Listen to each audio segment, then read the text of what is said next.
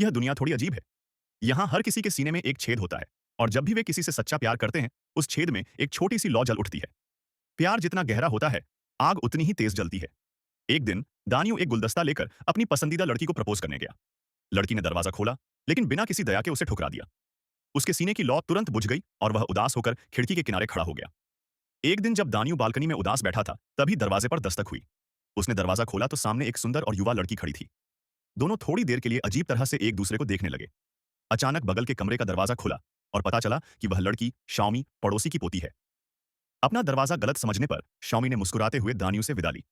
इसी मुस्कान ने दानियो के सीने की बुझी हुई आग को फिर से जला दिया। वह घबराकर कमरे में भाग गया और पानी से आग बुझाने की कोशिश करने लगा।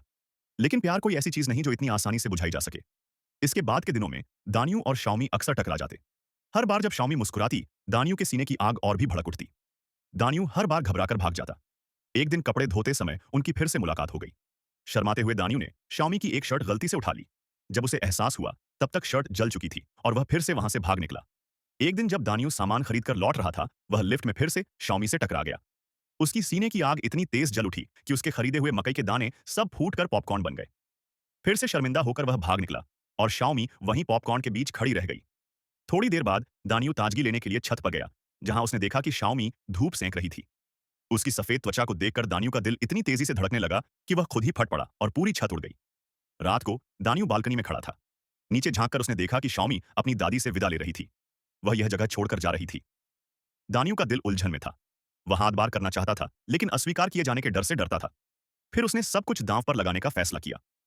एक गुलदस्ता उठाया, पर्दा फाड़ा और खिड़की से छलांग लगा दी। जैसे ही वह नीचे गिर रहा था, उसके दिमाग में शाओमी की छवि उभरी और उसके सीने की आग एक बड़ी लपट में बदल गई, जिसने पर्दे को एक गर्म हवा के गुब्बारे की तरह ऊपर उठा दिया। दानियो ने सही मौके पर छलांग लगाई और सीधे शाओमी के टैक्सी पर जा गिरा। उसने साहस जुटाकर उसे अपना प्यार का इजहार किया। उसने फूल निकाले, लेकिन उसमें बस 2 पत्तियां बची थीं। फिर भी शाओमी का दिल पिघल गया। उसकी भी सीने में आग जल उठी। उसने खुशी से फूल स्वीकार कर ली और दोनों ने एक दूसरे को गले लगा लिया और फिर हमेशा के लिए एक साथ हो गए।